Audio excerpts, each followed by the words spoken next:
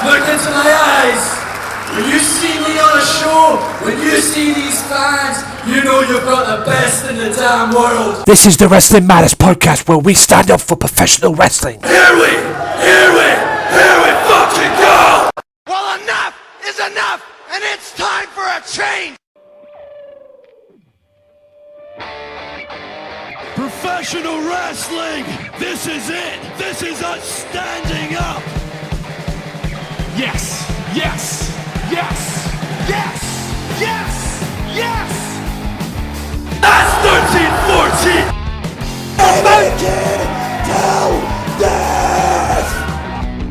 Cena, I am the best in the world. Cause that's the bottom line. Cause Stone Cold said so. Beautiful people of the wrestling world, it is me, that HEAD, back with you for another installment of the Wrestling Matters podcast. How are we all doing? Hope you guys are well. I've had a bit of a rough week, I'm not going to lie. Little bit of a rough week, but I'm still here, I'm still standing.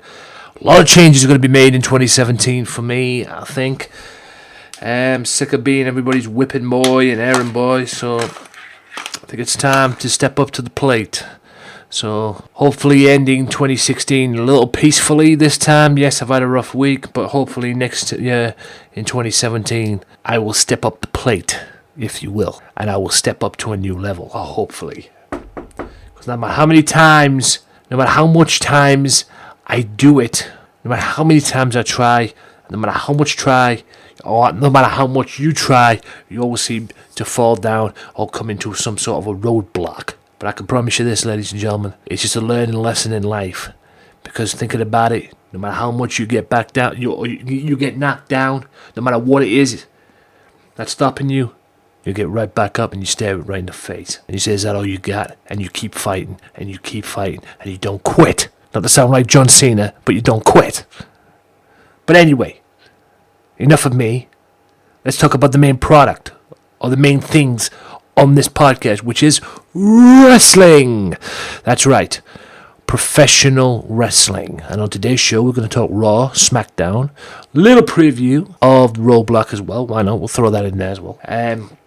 Also, ICW, a multitude of ICW this week as well, because I haven't talked about it for a while, so we're going to really throw that in there as well.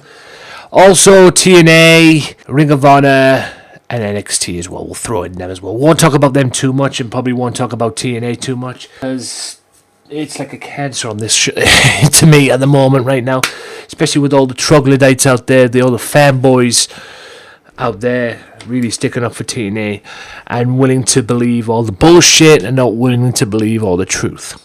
But anyway, the following episode of the Wrestling Matters podcast can be seen on the Swerve Network each and every week. Offshoot Radio, Max Wrestling, Evan McCabe, Sunday Segway. Check out Sunday Segway TV. You know where it's at now, guys. I don't need me to tell you. I want to keep on telling you. Hopefully new people check it out as well. The Swerve Network, and you will not be disappointed, because there's a lot of good podcasts on there, mine included, and you will not be disappointed. Facebook.com/Back to the Island as well.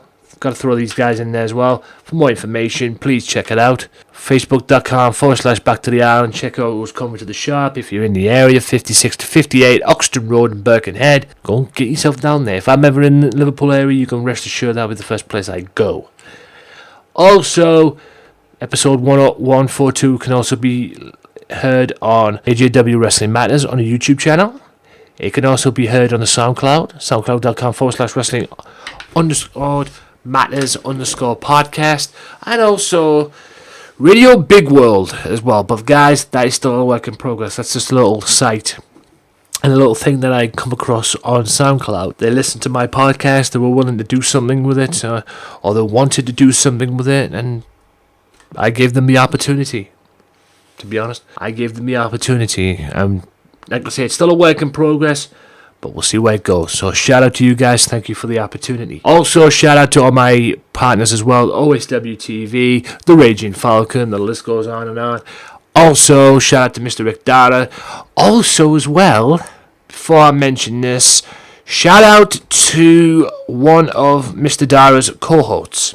as well. If you listen to Talk Brunch Radio or the Talk Brunch Show, you will know that he has a cohort on there. He has many cohorts on there, believe you me. He has many co-hosts and many partners in crime, if you will. And the person who I'm particularly talking about is, if my computer will work for me and stop being a complete pain in my ass as well, and not be a complete jerk.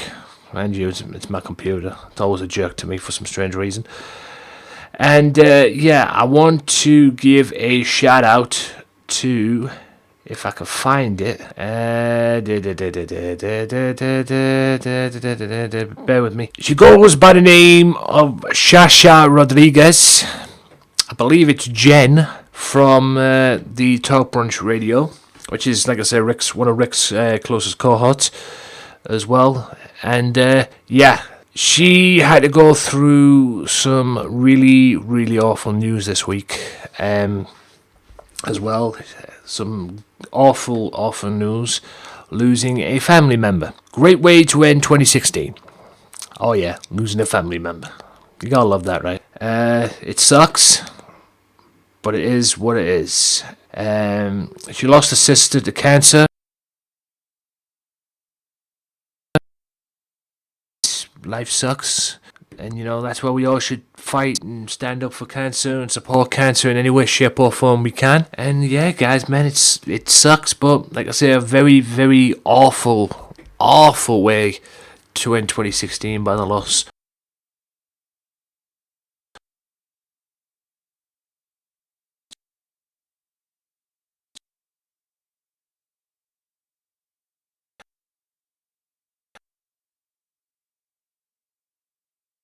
In 2016, and hopefully you will get through it, okay? Like I say, just stay strong, stay brave, and you have friends that support you. And I like to throw my name in the hat too, as well. So, yeah, and like I say, a horrible, horrible way to end 2016. So, salute to you, shout out to Mr. Dara as well, and make sure you check out Talk Brunch each and every week right after Monday Night Raw as well. So, look out for that as well. If you don't listen to it on live, don't worry, you can check it out on SoundCloud, you can check it out on the on-demand service as well. Be sure to check out Mr. Rick Dara as well. He's a great guy. He always checks up on me, and he's willing to help me out as well. Hopefully in the new year we'll be able to do some business together, and hopefully he'll get me to that next step in podcasting. It might be a tricky thing to do, but god damn it, I'm willing to do it. Anyway, couple of things that have brought up on my show, the wrestling world this week. United Kingdom Championship. That's right. Triple H announced this week that there's going to be a tournament in January to crown a new WWE United Kingdom champion. Very interesting. I would go as far as to say that this could be, or may very well be, the modern day European Championship. But apparently there's 3 guys in there that I know. T-Bone's in there. For those of you that don't know who T-Bone is, apparently T-Bone is a former tag team champion in PCW with one Rampage Brown, and he's going to be a part of that as well, so congratulations. And also 2 guys I know very well from watching ICW. Trent Severin and the current reigning ICW heavyweight champion of the world, Wolfgang. That's right, they're going to be in it as well, so that's going to be interesting. I don't like the fact that Michael Cole is the announcer of this. He's going to fuck everything up. And also a little bit of a shock this week, Michael Cole's color commentator for this will be none other than Ring of Honor matchmaker, or soon to be former Ring of Honor matchmaker, one Nigel McGuinness. That's right, Nigel McGuinness is going to be joining the WWE family as of January as well, just like many other people as well. Even one Steve Corino is going to be there doing the NXT training as well, so that's going to be interesting. Very interesting times, very interesting things that are happening in WWE leading into the new year as well. Now, apparently, backstage frustration involving Raw. Now, it was meant to be, you all know, the whole build-up for Emelina coming in on Raw and, making a debut and whatnot. Apparently, the reason why they didn't make a debut is because apparently they ran out of time. We're talking Monday Night Raw here. A 3-hour television program And apparently they run out of time. That's why Emelina couldn't make a debut. Or re-debut. I swear to God, man, it just really gets on my nerves. It's just something to... It's like knock the fuck right out of you, really, doesn't it? Oh, boy. You know, it means... What? You've got a 3-hour television show, and you can't fit Emelina in there, okay? You know, you mean what? I don't know, it's just stupid. Also this week, I found out this week as well, right after I did the last episode, in fact, after recording the last episode. Oh, and by the way, Pete Dunne apparently is going to be in the United Kingdom tournament as well. Pete Dunne, the bruiserweight, if you will. That's what I've heard.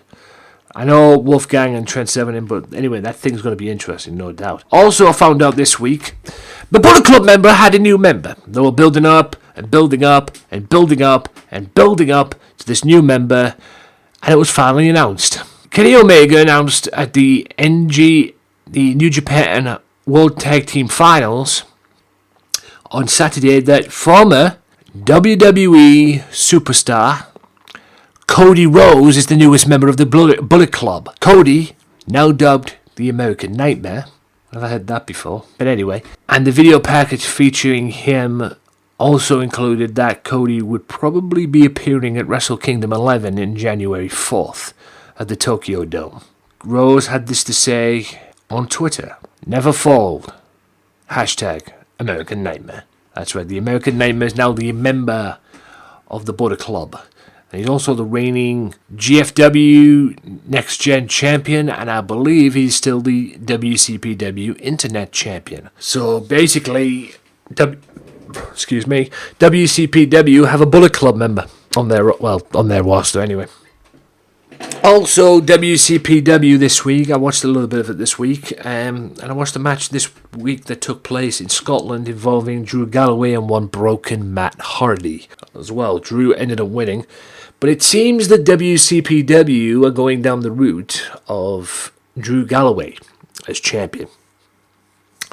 And what I mean by that is, it seems, despite the fact that that prick, that douchebag, that asinine prick, and boy, oh my God, I don't even like the guy, if I'm being honest with you. I'm talking about one Mr. Dave Bradshaw. God almighty. I don't know who's worse, him or Alex Shane. Seriously, this guy calls this belt the WCPW Championship, the heavyweight champion of the world.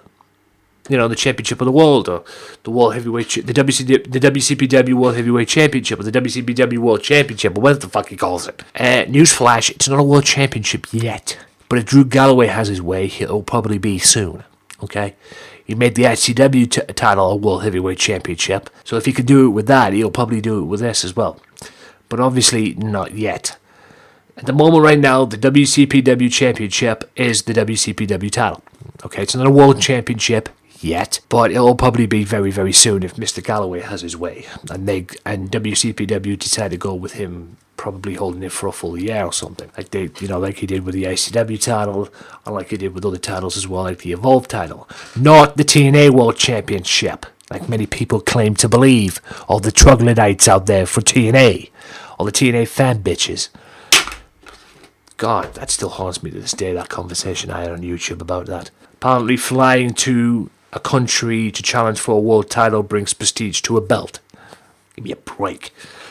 Good thing I know my stuff about wrestling. I don't claim to be the perfect wrestling fan or anything like that. And again, name me one wrestling fan that is perfect. But anyway, I don't claim to be that. I don't claim to know everything. But Jesus Christ, I like to think I know something. Anywho, apparently WWE want Eli Drake as well. Eli Drake, and apparently they want him.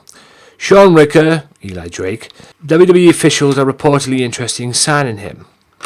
Ricker previously worked dark matches for the company back in 2006 and 2008, was later signed to a WWE Performance Center in May 2013. He ended up dating NXT as is that debut? I don't know. Slate Randall, I believe that is, but was released in 2014. The issue with Richter is that he is still under contract to TNA. Dixie Carter announced back in May that he signed him to a new deal. However, the length of the contract was not revealed. So, I mean, there's a lot of people that could be leaving, to be honest. But anywho, moving out of that, I'm not even going to get into anything with George Matthews this week. Apparently, he says the final deletion was as good as any WrestleMania that he has been in or been involved in or seen or whatever. That guy is a clueless putz. I'm going to call it right now. And, God, Madison Red must be brave marrying his ass, I'll tell you. No wonder people didn't like him in WWE. But anyway. Anywho, let's see this here. It has appeared that the New Day will be dropping the titles very soon, since they broke the record now. With the team officially past the record, the belief is that they'll be dropping the titles soon, maybe as easy as this Sunday's roadblock event, which is yesterday. The idea was to have them break the record and then drop the titles for a while. Now, who's going to be the champions? Hopefully it'll be Luke Gallows and Carl Anderson, because boy do they deserve it and need it. And if you're not going to do anything with them, WWE, stick them on Smackdown, for crying out loud. I mean, jeepers creepers. I mean, it's just ridiculous, man. It really is. It seems that also the Wyatt family is for real, because many people believe that the Bray Wyatt situation with Randy Orton, everybody's expecting Randy Orton to turn on Bray Wyatt very soon. But it seems it's not going to go that way. It doesn't seem that way, to be honest. Will it happen? More than likely down the road in the future.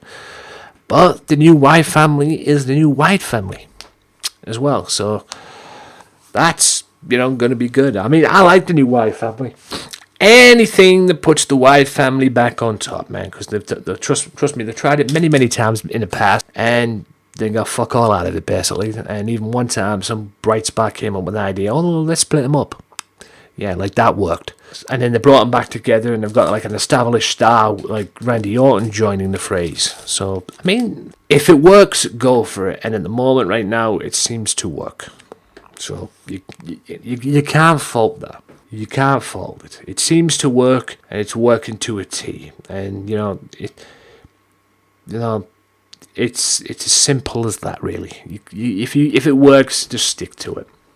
I love it, man. I really do. But in any event, ladies and gents, boys and girls, children of all ages, that about wraps up this part. Hope you guys have enjoyed that. And that is what I've had to say in WWE. Still to come on the podcast is going to be Raw, Smackdown. That'll be next, actually.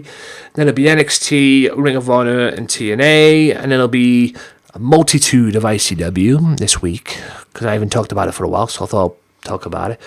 Also a few things in progress as well. I'll give you a little sneak hint of what's coming in progress, hopefully on this podcast. And I'll play the final part of the Lexa Rose interview, as well as, hopefully, if I could fit it in, depending on time and everything, and depending on how this podcast goes, I will fit in a top 10 from War Culture as well. So stay tuned. We've got an action-packed podcast. I'll be back right after this with Raw and Smackdown, so stay tuned. If you like the Wrestling Matters podcast, why not check out their Facebook page at facebook.com/WM podcast and like the page and show your support to the podcast that stands up for professional wrestling, the Wrestling Matters podcast. Wrestling Matters, wrestling fans. Welcome back, ladies and gentlemen, to the Wrestling Matters podcast. That's right, part 2 of the Wrestling Matters podcast. 142. Hope you guys are well. Hope you guys are enjoying what you're seeing, or listening to in this case. But anyway, relax, sit back. It's now time for the Raw and Smackdown review. And you know what? We're going to talk predictions as well. So, okay, let's have a look at where we're going to go with this. Raw Tag Team Champions. This is the Raw quick hits. Raw Tag Team Champions. New Day defeat Cesaro, Sheamus, Luke Gallows, and Carl Anderson. Braun Strowman bounces Curtis Axel around. Daivari beats Lince Dorado by disqualification. Brian Kendrick beats TJ Perkins. Bayley beats Alicia Fox. Big Cass confronted Rusev about the brutal beatdown of of Enzo Amore. Sami Zayn versus Jinder Mahal. Sami Zayn ends up getting the win and gets his match with Braun Strowman at the pay-per-view. And Raw Tag Team Champions New Day were forced to defend their tag team titles against Jericho and Seth Rollins and Roman Reigns, and retain and manage to be the longest reigning tag team champions. I don't know why. That was basically it. It was basically built around Raw this week. The go-away show for Roadblock was basically built around the tag team titles. And not only that, ladies and gentlemen, it was also built around the fallout of Jericho, because it seems that Jericho have had a falling out, and that as well. There was really not much on Monday Night Raw. And you can understand why people are frustrated with Raw. You can understand why people are frustrated with it, and the ratings are not as good as they are and whatever. It's just same old, man. It's ridiculous. Anyway, I'm going to jump over to Smackdown, because at least Smackdown had some better action and better things to talk about. Smackdown Live results were Tempest flared and Ben Lim breaks on Miz TV, which leads to a 4-way for the number 1 contendership to the WWE Championship. Carmella beats Natalya. Smackdown Tag Team Championship number 1 contenders Battle Royal, which saw the Hype Bros win. Becky Lynch defeats Smackdown Women's Champion Alexa Bliss via countout, which did not sit well with Shane McMahon and Daniel Bryan. And Dolph Ziggler defeats Dean Ambrose, The Miz, and Luke Harper in a fatal 4-way match to determine the number 1 contender for the WWE title. Now, could we see AJ Styles one-on-one with Dolph Ziggler? All these rumors flying around that it's going to be AJ versus Dolph Ziggler. It's going to be AJ versus Undertaker. Apparently, ladies and gentlemen, they could go into WrestleMania and have AJ be the champion and have him defend at WrestleMania against Undertaker and John Cena. That's what's been going down this week, guys, as well. That's the talk around the... I wouldn't mind seeing that, actually, if I'm being honest with you. I watched down this video, the No DQ CAW, the No DQ NA that he does, and apparently he's not a big fan of having WrestleMania matches being triple threat matches, or main event matches at least, which is okay, but it depends in a way who you're putting in and who you're dealing with, basically. And I wouldn't mind, to be honest, seeing Undertaker, John Cena, and AJ Styles go at it for the title. The WWE World Heavyweight Championship at WrestleMania. I wouldn't mind seeing that. I wouldn't mind seeing that at all, quite frankly. But it seems, from what we've got here on SmackDown, it could be Dolph Ziggler one-on-one with AJ Styles at the Royal Rumble for the championship. Are they going to put this on SmackDown? Only if they get the go-ahead to go with another match for AJ Styles at the Rumble. Undertaker versus AJ Styles. Or, possibly, if they pull it off, Shawn Michaels versus AJ Styles, which I don't see happening. The guy doesn't. I mean, I couldn't understand why they want Shawn Michaels to come back. Because A, it's in Texas, it's in San Antonio, Texas, and B, it's his hometown basically. But I just don't see it happening anytime soon, to be honest. I hope I'm wrong, but I don't. It's not going to happen. So I would probably say it will be. It will more likely be AJ Styles one-on-one with Dolph Ziggler from what they're going with, unless they've got that as backup. But like I say, I don't mind seeing AJ Styles Dolph Ziggler, to be honest. When AJ Styles fought Dean Ambrose at SummerSlam, who did he beat to get that championship shot? He basically kicked AJ Styles' head off.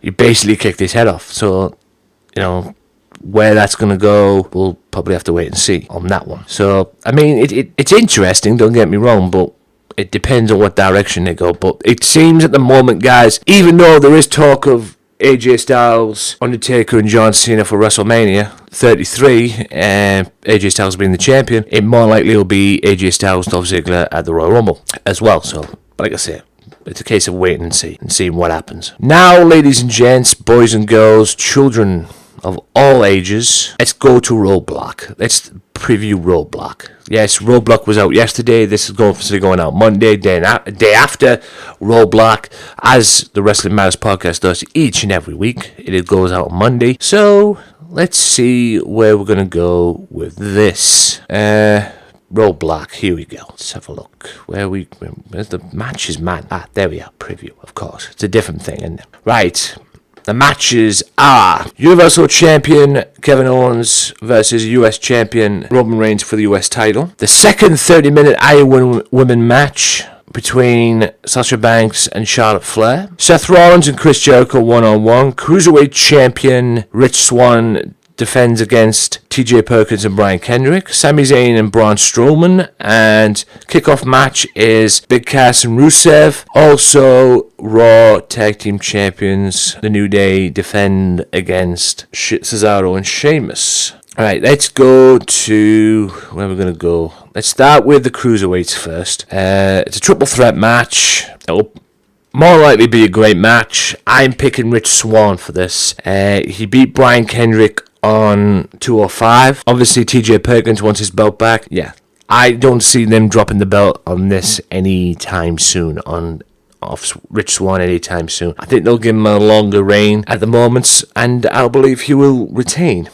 Big Cass will defeat Rusev on the kickoff show, get a little bit of revenge for Enzo Amore as well. That's my prediction on that one. I want to see New Day retain the tag team championships and have them lose to Luke Gallows and Carl Anderson, but there's also been rumours that they may very well be dropping the titles. Now that they've beaten the record and everything, they may very well be dropping the championships to Cesaro and Sheamus, which I don't have a problem with, to be honest. I just prefer Luke. I think Luke Gallows and Carl Anderson deserve to be champions a little bit more. But I predict New Day to retain, but I also have a feeling that Cesaro and Sheamus may very well be the new tag team champions. Sami Zayn and Braun Strowman. Sami received his longer-rated rematch against Braun Strowman at roadblock, end of the line, with catch thrown in. Zayn has to last 10 minutes against the Monster. Can he last 10 minutes? I don't think so, to be honest. I predict Braun Strowman will bounce him around and beat him. If he does, fair play to him. But I might have a funny feeling he might, but I basically just want to see Braun Strowman bounce him around so he can go to Smackdown. Or Foley get involved. Maybe a Foley heel turn, like I had suggested on the Ruthless Aggression podcast. If that happens, I quit. Seth Rollins and Chris Jericho. That's a Seth Rollins win all day long. For me, that's just building him in to the point where he's going to end up getting into his feud and working his program with Triple H, because you all know it's going to be Triple H and Seth Rollins at WrestleMania. In what, I don't know, and how they're going to do this, I don't know, but that's the setup anyway. The 30-minute Iron Woman match, I hope Sasha Banks retains, but we all know WWE's fetish for streaks at the moment, and Charlotte is unbeaten on pay-per-view, so I hope Sasha retains, but I've got a funny feeling they'll be playing hot potato with the Women's Championship one more time and putting the belt back on Charlotte. And the Universal Championship match, which sees Kevin Owens defend against Roman Reigns, the current US Champion. And I'm predicting, ladies and gentlemen, considering what I've heard and considering what I've read and considering how this is all going to pan out and everything, as much as many people will not like this, or will not like hearing this, Kevin Owens will lose, unfortunately, the Universal Championship, and Mr. Roman Reigns will be walking out with 2 titles. Now, this all leads to the Rumble, and I said this on the Ruthless Aggression podcast. Brock Lesnar is in the Royal Rumble match to get back at Goldberg. Goldberg's in the match because he wants to have one more, at least go for the championship one more time, which will probably be the Universal title, even though I don't see him with that Universal Championship. If Roman Reigns wins this match, or if he's won this match, which you guys know, I wouldn't mind seeing Roman Reigns, Goldberg, should Goldberg win the Royal Rumble. How about Roman Reigns and Goldberg for the Universal title at WrestleMania? Should Goldberg win the Rumble, of course. I don't think he will, but if they go with that route, I don't see another Brock Lesnar. I don't want to see another Brock Lesnar-Goldberg match. And if Brock Lesnar versus Goldberg at WrestleMania, I would imagine they'll give Brock Lesnar a victory. So, just to even the odds. With The Rock and Austin before, Austin beat him twice, and what happened? Austin gave him his victory at WrestleMania. I hope that doesn't happen, but I've got a funny feeling it'll probably end up being. But I wouldn't mind seeing Roman Reigns, Goldberg at WrestleMania, quite frankly. Spear versus Spear. Who's the better Spear? Who will walk out the champion? Put it for the belt. I like it. There's a lot of good ideas at this moment in time of where this is going to go to WrestleMania, but, well, we'll just have to wait and see. Don't forget, guys, Royal Rumble, January 29th. So, hopefully, guys, you guys have enjoyed this, and if so, please come back in part 3. Well, I'll have NXT, TNA. I want to do Ring of Honor review, but it's the Woman of Honor this week. what I'll do is I'll just give you the results of it as well. I'll do that after the break as well, and I'll give you a TNA if I must, and NXT as well. So stay tuned. There's only one wrestling podcast that gives you honest, uncut opinions and the most unique trivia since WWE did The Weakest Link. And the only place you can hear the show-stealing podcast promo every single week. Covering WWE, TNA, Ring of Honor, Lucha Underground. Max Wrestling Podcast is the place for you. Join myself, Evan Money McCabe, the Phoenix, and the Butcher. Sundays at 7 p.m. UK time, 2 p.m. Eastern time with your host, Danny Dangerously, on VOC Nation and the Swerve Talk Network. Go to maxwrestling.wix.com/maxwrestling or follow us at maxwrestlinguk for more details. Give in to the madness.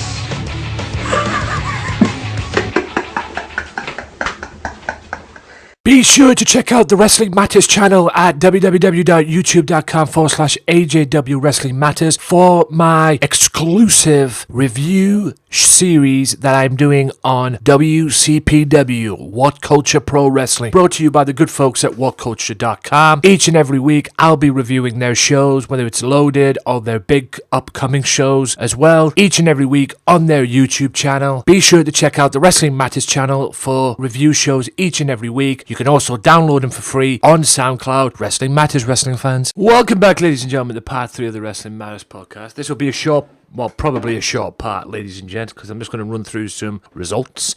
Ring of Honor this past week was not a Ring of Honor show. Well, it was, but they gave the Women of Honor the platform this week, and the matches were Deonna Purrazzo, I hope I said that right, defeated Candice LeRae. I hope I said that right. If I didn't, I apologize. Brink and Scott, I'm guessing that's Vader Scott, defeat Jackson and Sakai by submission, and Deonna won her match by submission too. Mandy Leon defeat Jessica Havoc by pinfall, and Kelly Klein, I hope I said that right, defeated ODB by submission. OBD, what the fuck?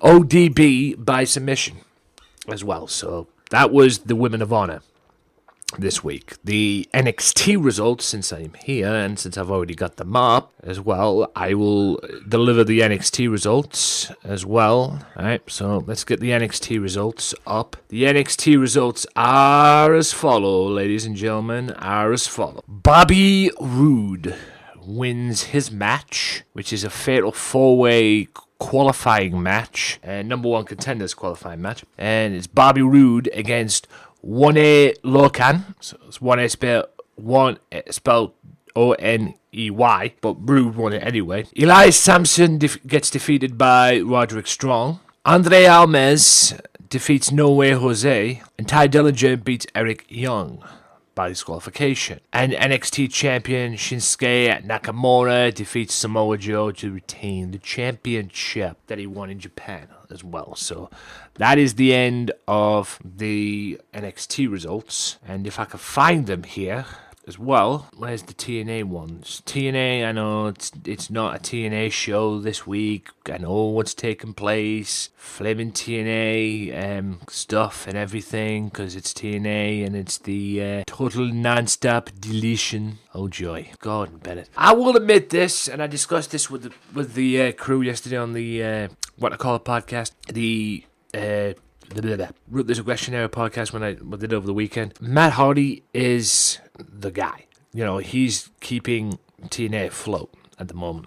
And I've got the matches up here, from what I'm seeing anyway. Maxwell defeated Rockstar Spud. Yes, a 1-year-old wins a wrestling match, ladies and gentlemen. Sienna defeated ODB in a Knockouts number 1 contenders match. Itchweed, which is Jeff Hardy's new character, defeated Chat Sterling in a House of Hardy Rules match. And the TNA World Champion Eddie Edwards wrestled Bobby Lashley to a no contest. Just double check see if there's anything I haven't missed. And the one thing that I missed out as well, guys, which was tag team champions, the Hardys win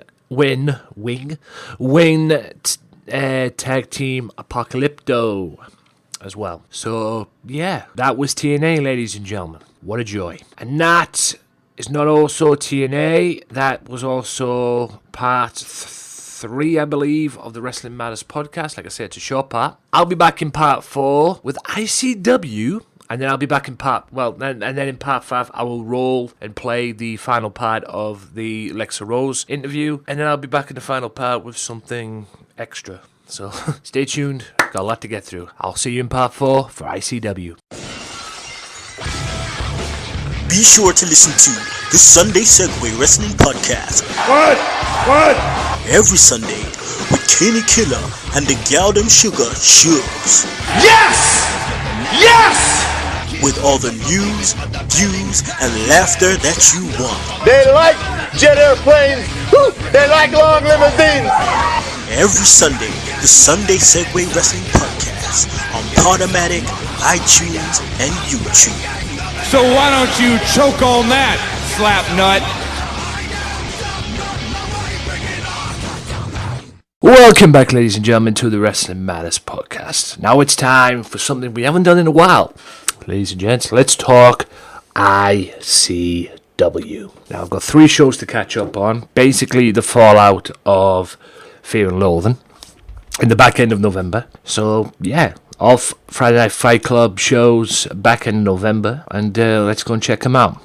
I'll run through. Dallas got rid of the rich kids, they came back in, and he made Aaron Echo turn on them as well. So Aaron Echo still has a job. Rich kids, however, are fired. Wolfgang comes out and claims that he wants Red Lightning back. Referee Thomas Kearns explains why the label got basically screwed because the whole thing, and the reason why he did what he did was because when he counted to 3, Renfrew got up and said that he was okay and everything, woke up after he was passed out, and also because of what happened to Thomas Kearns a couple of months back, Black Label falsely forcing him to apologise for something that he hadn't done. Drew says it's not over, and then Bram comes out and takes out everybody, and Jester saves Mark Dallas from Bram's wrath. Nathan Cruz took on Andy Wild. Andy Wild beat him.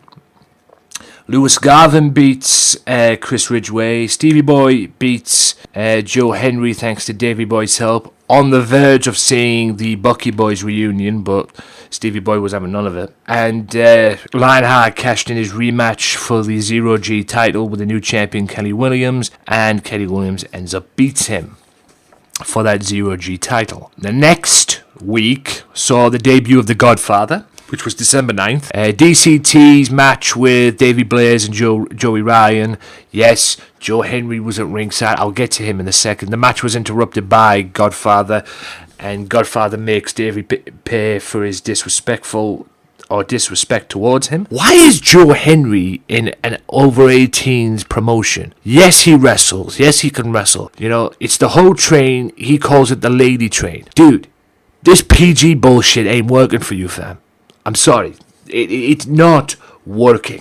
You're in an over-18s promotion. Not just that, you're probably in, WCPW as well. You're in other promotions as well. You are not fit for an over-18 show, okay? If you don't like it in ICW, get the hell out of there. They're over-18s. You're going to hear strong language. You're going to hear all this. You trying to be PG in an over-18s promotion is not good for you, Joe. I'm just throwing that out there, man. And it is a little annoying too. Anywho, Polo promotion segment was interrupted by the rich kids looking for another opportunity and second chance, but Polo's put them in their place. And just as they were about to say they were going to leave, because basically the Polo promotions beat everybody. However, Bird and Boar took exception to that and made a statement at the expense of the tag team champions. And Kaylee Ray beats Viper to attain, but Viper is not done by a long shot. She got pissed off. Yeah, Kaylee defended the women's title against her and beat her, but Viper was angry, and she's not done with Kaylee Ray by a long shot. That feud is still going. Shah and Kid fought all over the buildings and everything, and they plan to settle their feud at next week's show, quite frankly, at the December 11th show, the last show before Christmas, which I believe was part 1 is coming up in a second when I'll review that. Drew wanted Bram to get revenge on Jack Jester on behalf, but Renfrew and ICW make the save to prevent that. And Jester is back, the old Jack Jester, that is, it seems. The one that was in ICW, not what I call it, bitch, if you will. Black Label's bitch, but the old Jester seems to be back. Now to December 16th. Christopher Saint beat James Scott as well, which was a fine match to start off with. It was meant to be Charlie Sterling and Kenny Williams, and if Charlie beat Kenny, he was going to get a Zero-G title shot, but Aaron Echo got involved. So basically, the same rules applied for Aaron Echo as they did for Charlie Sterling. If one of them pinned Kenny Williams, they'll get a Zero-G title shot. It didn't happen though. Kenny won the match. DCT's little Christmas party thing was interrupted by Davey Blaze, but Joe Henry saves the day. Dylan Angel and Lionheart got back to winning ways. And Polo Promotions successfully defended their tag team titles against Jackie Polo, against Bird and Boar, courtesy of what happened last week. And based off what Mark Dallas did during the week before this episode came out, announcing that it was going to be Wolfgang defending against Stevie Boy, Wolfgang ended up retains, and Wolfgang is still your ICW heavyweight champion. So yeah, that was pretty much a catch up on ICW, guys. And if you want to check this out, go to insanewrestling.co.uk, I believe that is. And if you want to sign up, icwondemand.pivitsoshare.com. icwondemand.pivitsoshare.com if you want to sign up and watch this great action for the low price. That is, I believe, $6.99 or somewhere around about that figure. It's low, and trust me, guys, it's worth it. No matter how much it is, it's absolutely worth the price. This in Progress Wrestling. Get them too. Happy days. It really is. Despite the fact Progress only goes once a month, but it's still worth it. And by the way, Chapter 40 is up on the website as well, on the on-demand service for Progress as well. I've actually checked that out. So yeah, it's pretty much a cool thing, and I love this. These are the top two promotions in the UK, in my opinion. ICW and Progress. No disrespect to the other promotions. There's other great promotions in the UK, other great promotions in this indie world that we live in Britain, but nothing can beat ICW and Progress at the moment. That's just my opinion. Anyway, I'm going to wrap this up here, guys. I'll be back in the final part, actually, because coming up next, right after this quick timeout, is the final part of the Lexa Rose interview. So hope you guys will enjoy that. And I'd like to say I'll be back in the final part with some things a little extra. So hope you guys enjoy. Enjoy the Lexa Rose, and I'll see you in the final part. Peace out. If you like the Wrestling Matters Podcast, why not follow the Wrestling Matters Podcast now on Twitter at WM Podcast for all professional wrestling news. Wrestling Matters, wrestling fans. I feel like if he's able to take TNA in the proper direction to let the company flourish, then yeah, let him take over. Absolutely. I mean, you got to think about what's best for the company. Yeah.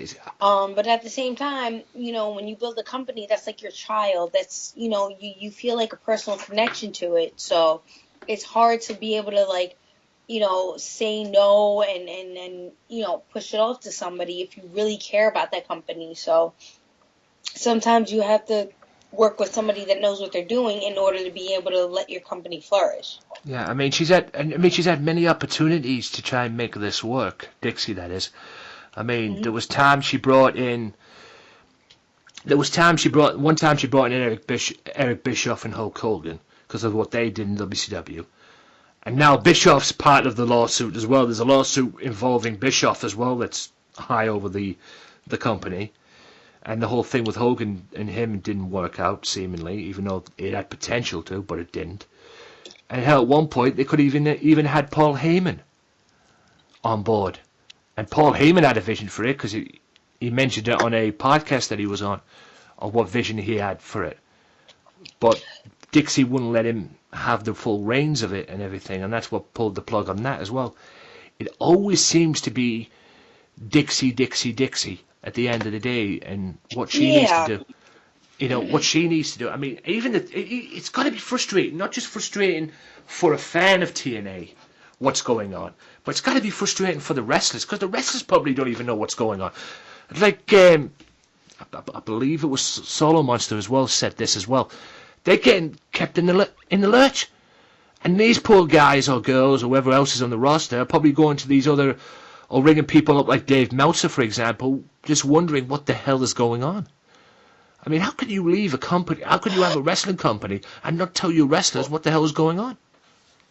It doesn't make sense to me. I mean, what's your take on that? I mean, you've got to keep your wrestlers in the know. You don't have to tell them too much personal stuff, for crying out loud, but don't have them. I think it's fair to give them a heads up, though. Yeah, exactly. Give them a heads up. Give them a heads up of what's going on, because they're probably sitting there or doing things right now, worrying sick about whether or not they're going to go into a company. Okay, not necessarily all the wrestlers on the roster are going to be worried about it, because there's a few people that are going to be, that have got jobs elsewhere and jobs in other places as well, like Drew Galloway. He just wrestles all over the world. He just wrestles all over the world in ICW and Evolved. He's been all over the place. Same with Grado as well. He could probably make it in other places as well. And even Cody Rhodes coming in as well to TNA, even though he's not in there even though he's not in TNA for very much longer, because he's going to be going to Ring of Honor in December as well. So, but I mean, what's your take on it? It's got to be. Would you be frustrated if you were in TNA at this rate? Yeah, I really would be, because I'd be scared that my job would be on the line, and I'd have nowhere to go. I mean, I'm sure that a lot of these TNA superstars you can see, found, a backup exit, but it's scary when you find a job and you want to stay in it for as long as you possibly can, and you can't because, things happen, and then you get scared because then you're worried about what you have to do at the end of the day in order to be able to make a living and take care of your kids. And you don't want to have to look for something that's out of your comfort zone. You want to make sure you find something that's, something that you're good at. And I feel a lot for a lot of these wrestlers that are scared that they're going to have to look somewhere for a job. Yeah. And it might not be the job that they want. And many people have went there from WWE and probably left WWE on bad terms with them. Gail Kim being one, for example. She's vowed that she would never go back to WWE. So, if this is going to be the case, I mean, she's already in the TNA Hall of Fame and that. I mean, where's she going to go if this still works? Because she's got some juice left. She's not going to retire. Mm-hmm. She could still go, and she's proven that over the coming weeks and months in TNA. I mean, I just read this week that they've apparently saved themselves from bankruptcy, and apparently they've got something that's associated with the Fight Network or third party to save them and allow them to pay Billy Corgan off on the debts that Billy Corgan, or the money that Billy Corgan's invested in the company as well. And I'm like thinking to myself, you got to worry about yourself first before you start paying off that. Yes, pay off your debts, pay off Billy Corgan and that, but you've got to start worrying about yourself first. Worry about number one first before you start paying off Billy Corgan and that. And just because you paid off Billy Corgan doesn't mean to say he's going to stop this lawsuit that he's got all over you. Yeah, really. At the end of the day. So obviously, at the end of the day, it's a shame as a wrestling fan. And like I've said many, many times, I do not want to see any wrestling promotion. Hell, I never want to see WCW or ECW go into shit. It's the same with TNA. It's just frustrating sitting as a wrestling fan that this company. Like Josh Matthews, for example. Oh, we've got the best roster in wrestling today. You want to take him seriously, but with all the crap that's going on around it, you can't. You can't take him seriously. It's just got to be frustrating as a wrestling fan and as a TNA fan, going back to the days when they used to bust out 5-star pay-per-views, have these great X Division matches. I don't know what your favorite TNA matches were back in the day. Did you watch TNA back in the day? Before Broken Mac came along, of course. I watched my fair share. I really didn't get into it the way I wanted to, but I did watch a good portion of it. Yeah. I mean, at the end of the day, it's like you correctly say. I mean, the only thing that's keeping outside the business, outside of all this stuff. I mean, but the only thing that's keeping it afloat in terms of character, in terms of wrestlers, is broken Matt Hardy. I mean, even WWE have been reportedly rumored to want to sign the guy when broken. Who wouldn't? He just really made. It's really hard to describe like how he really did it, but he just kind of revived kayfabe and the theatricality of wrestling to the point where the WWE had to copy them. Yeah, and revived himself as well, because he's always been known as the best. You know, Jeff Hardy's always been known as the best Hardy and stuff like that. And in a way, he still is. There's no question about that. I mean, I've always dubbed Jeff Hardy's the crazy son of a bitch of professional wrestling. Some of the stuff I've seen him do. Sitting back as a wrestling fan, he just had my jaw drop like that and thinking, you crazy bastard. Seriously. You know, but Matt has broken away from the shadow of Jeff, finally, and created his own stuff as well. And this guy's even had the balls to go on to Chris Jericho's podcast, for example, as Broken Hardy. Which I've heard it, but it's hilarious. I'm not gonna lie. And like I say, even WWE's reportedly wanting to sign the guy as well. And I can't blame him. He really gave himself. He cemented himself as an individual instead of Jeff Hardy's brother Matt. You know, like everybody now knows Matt Hardy as Matt Hardy instead of like, oh, Jeff's brother Matt. Yeah. Or Broken Hardy. He's now known. I mean, he even had a beef with what I call it on Twitter as well, Bray Wyatt on Twitter, which I think Bray got in trouble for, to be honest with you. That's just another story for another day, because apparently, considering what's going on, many people believe that TNA have copied WWE in the sense of Bray Wyatt and everything like that. I mean, we could sit here and talk about that all day. That's another podcast for another day.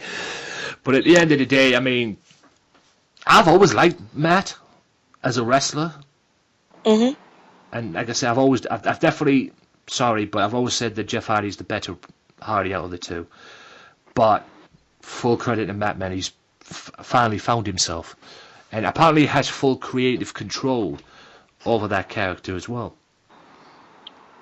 From what I've heard as well. He's had full creative control over that character, and that hasn't been done since Hogan.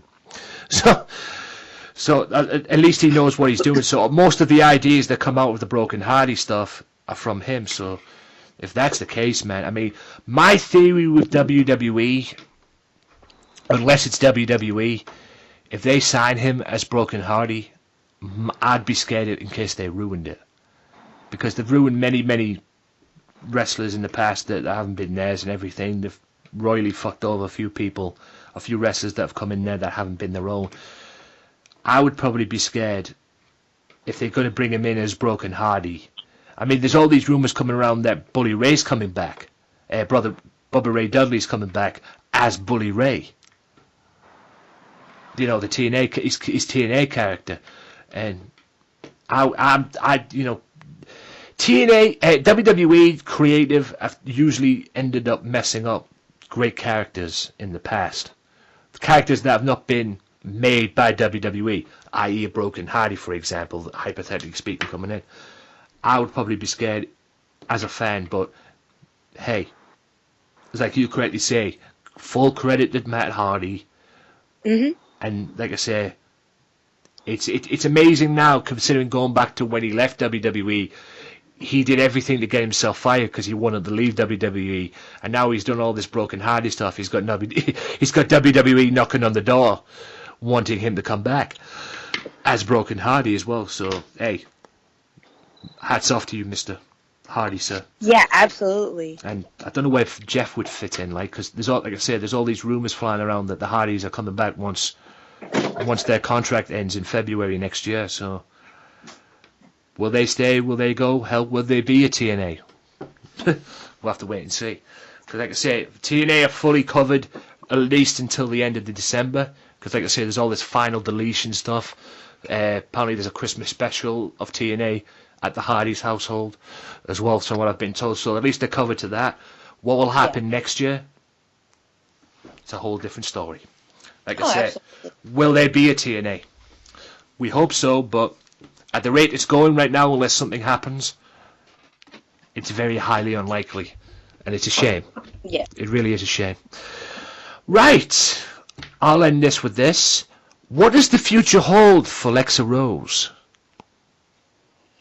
I can't safely say because I'm pretty unpredictable. One minute I'll just want to just stay managing, and 1 minute I want to get in that ring. So do both. Let's just say that recently I've encountered a ladies match that kind of gave me that itch I needed to get back into the ring and, do what I need to do to kind of let these ladies know that it's about time for me to, cement my place as the ring queen. And as far as the future, I really want to, set myself apart from a lot of the females in this business. And I think a lot of females should be a little worried because I'm not traditional. I'm not, I don't follow the rules of traditional wrestling protocol, and I don't intend to for the next foreseeable future. So all I just say is watch out and, expect the unexpected. Nothing wrong with that. Be dare to be different. Mm-hmm. That's what it's about. That's the best thing that get you over. I think Michael Hayes said that at one point about the Road Warriors. They dare to be different to get themselves over as well. Do you have any goals you want to achieve? Do you see yourself being in WWE, or do you aim to get to WWE, or are you happy as you are? I'm happy where I am. I could not, as a mother, I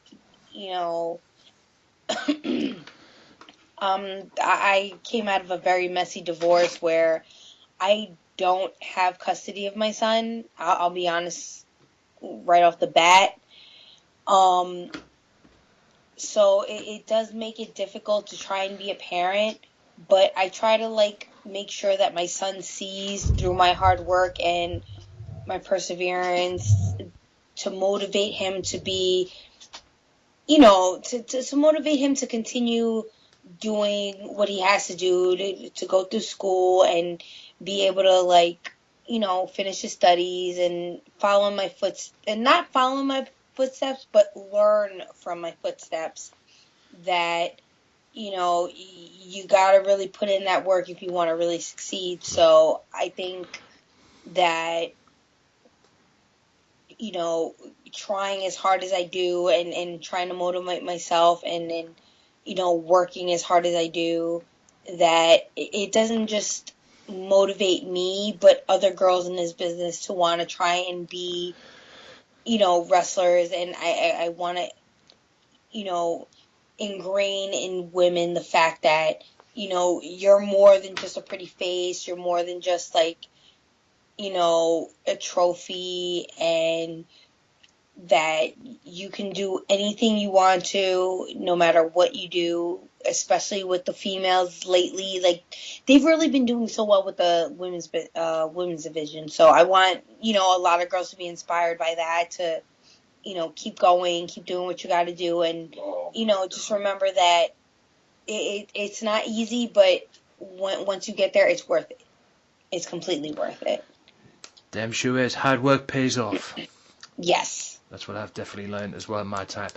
Right, ladies and gents, that about wraps this up for the interview. But this is where I step out, ladies and gents, as I always do with my guests and everything. No matter where I go, no matter how I get these guests on, I step out and allow Lexa Rose to let you guys know where you can find her on this wonderful world we call social media. Floor is yours. Hey, Want to check me out? Check out my Vines. I do really entertaining Vines at Super Duper Saiyan. That's SupaDupaSaiyan. You want to check me out on Snapchat? Add me on Snapchat. Same thing.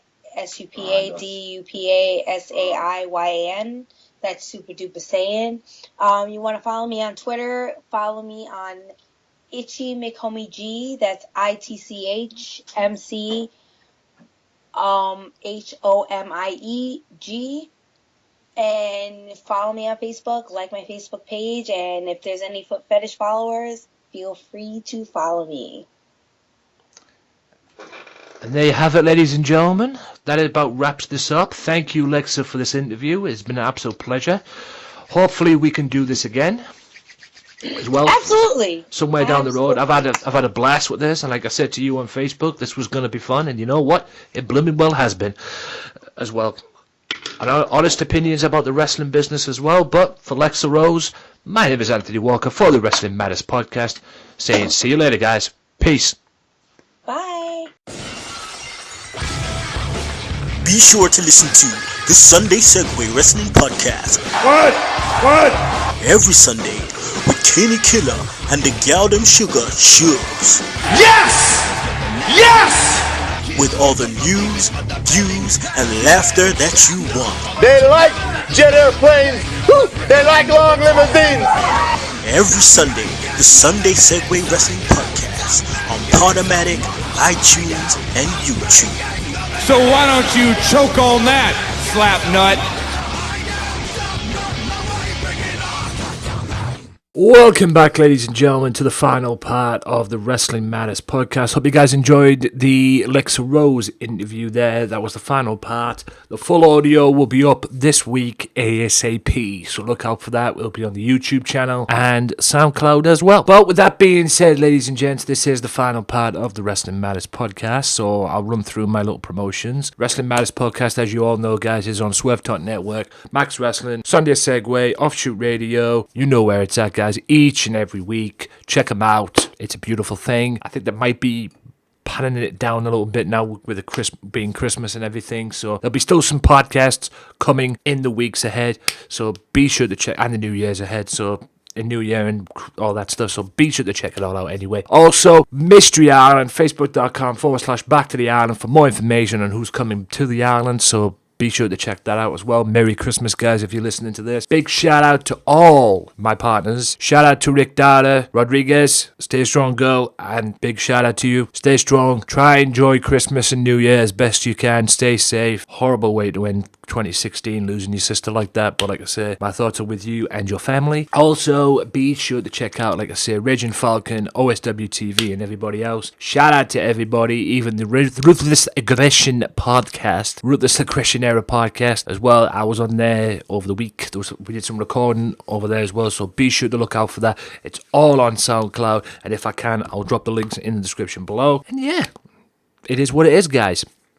Now, ladies and gents, all that is done. I'm going to end this podcast with something I got from What Culture. The top 10 most protected moves in WWE. Finishing moves, that is, in WWE. My bad on that one. So, the number 10 is the WMD. Now, you know this is protected because I don't remember anybody kicking out of it that much, unless you're Brock Lesnar. But this was, this got to the point where it became an OP finisher, where it went to the Royal Rumble. I believe it was the year Roman won it, and Big Show came in and just pretty much dumped Bray Wyatt, Dean Ambrose, and whoever else got involved. I believe Cesaro was on the list as well, The Miz as well. Just, it was an OP finisher when that happened, which was a pretty diabolical Royal Rumble as well, if I remember correctly.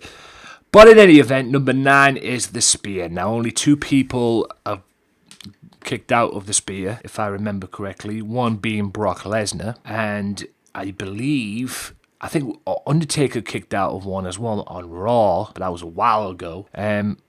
But John Cena and I believe Brock Lesnar, no, my bad, it was Seth Rollins and Brock Lesnar who have kicked out of it, but you can understand why it's a pretty badass move and everything, especially for Roman Reigns, because Roman Reigns is John Cena 2.0. Anyway, number 8 is the Cobra. Yes, Santino Marella's finishing move. Only one guy is kicked out of it, and that's Damien Sandow. And you know what? I'm not even going to talk about it. So it's the Punch and Judy version of the Finger Poke of Doom that took place in 1999. And you know what? Screw it. I'm going to move on. Next one is, and I believe it was Daniel Bryan that kicked out of it actually as well. But anyway, moving on. Speaking of Daniel Bryan, number 8 is the running knee. Now, only 2 people have kicked out of this. Randy Orton and Roman Reigns. Now, technically at WrestleMania, when Orton got it, Batista threw Daniel Bryan out of the ring, and then Batista covered Orton, which kicked out, but the whole stuff kit and caboodle of Fastlane as well. But as we all know, we all knew Roman was going to kick out of it. You know, he's John Cena 2.0 and everything. But yeah, it is a pretty much protected finishing move. A pretty much protected finishing move to use. You know, it is what it is. Number 7 is the Red Arrow, which is Neville's finishing move.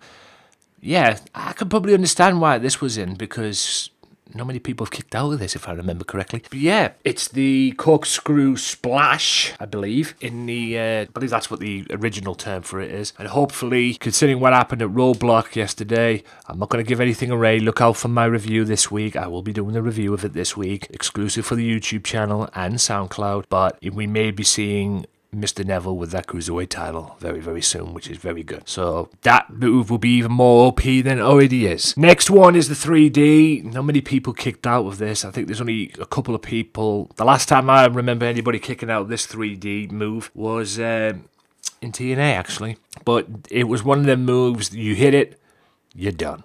It's as simple as that. I don't know why that was the case, but you hit it and you're done. It was one of them finishing moves. I believe 2 people have kicked out of it. Chris Sabin and Masato Tanaka. Masato Tanaka in ECW, Chris Sabin in TNA. Enough said. All in all, you're on the receiving end of it. Good night. Next one is the legends that are Legion of Doom's Doomsday device. Fuck the Hart Foundation clothesline and the Dudley Boys' version of it. What made this move badass is Animal would lift you up on the shoulders, Hawk would jump off, clothesline you, and you'd end up doing a flip off Animal's shoulders. That's how badass it was. And I think one time it happened to the Godwins and they got their neck broken. I believe Henry broke his neck doing it. So, you know, it is what it is. But that's how badass it was. That was the originator of it. Same with Razor Ramon's finishing move, Scott Hall's finishing move, the Razor's Edge as well. He would always seem to hit that, and the minute you hit it, you're done. Okay, this was next on the list, by the way, as well. It was very rare that you would kick out of that. And yeah, even Sheamus tried to do his incarnation of it as well, which was, yeah, you can't beat the original. Next is the Jackhammer. Yeah, ask Brock Lesnar what this was like at Survivor Series. Every time Goldberg would normally hit the Jackhammer, no matter where it was, in WCW or even in WWE, you would not kick out of it. Like I say, ask Brock Lesnar. Survivor Series 2016. Yeah. 2 spears, 1 jackhammer. Good night, nurse. Anywho, yeah. It was the move that basically made Goldberg famous, the jackhammer, to be honest. And there was a lot of stuff and happened and everything. I think Hogan kicked out of it at one point, but at the end of the day, he wasn't meant to, because on a Nitro, it was meant to be Kevin Nash saving Hogan from it, but he kicked out. It was OP nonetheless. Now, another protected finishing move, which is next on the list, and that is the punt. Which is basically understandable why it was so protected, because, let's face it, it's basically you getting kicked in the skull. Now, if that happened in real life, you'd be out on you'd probably be waking up in a hospital bed somewhere. So, obviously, you're not going to kick out of that.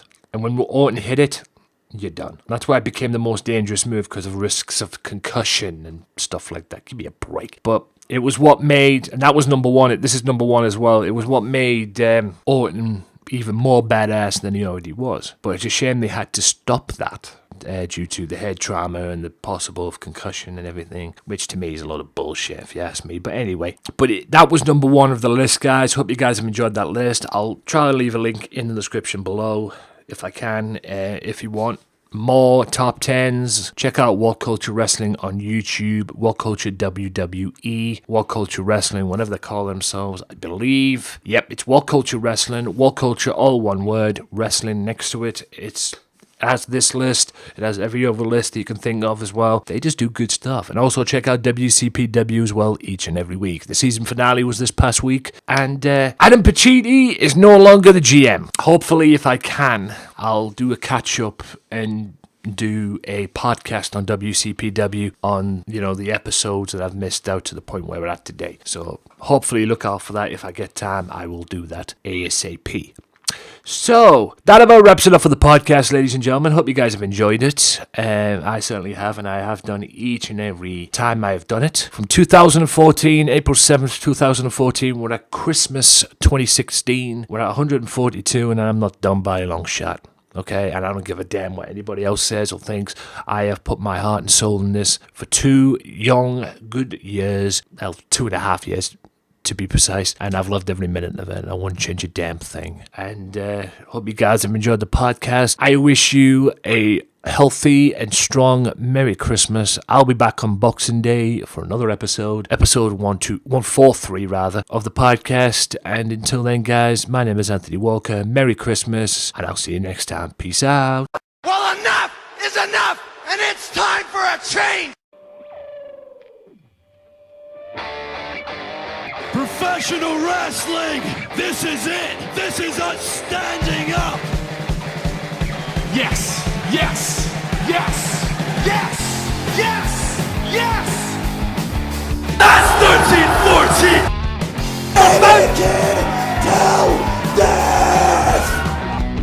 Cena, I am the best in the world. Cause that's the bottom line. Cause Stone Cold said so.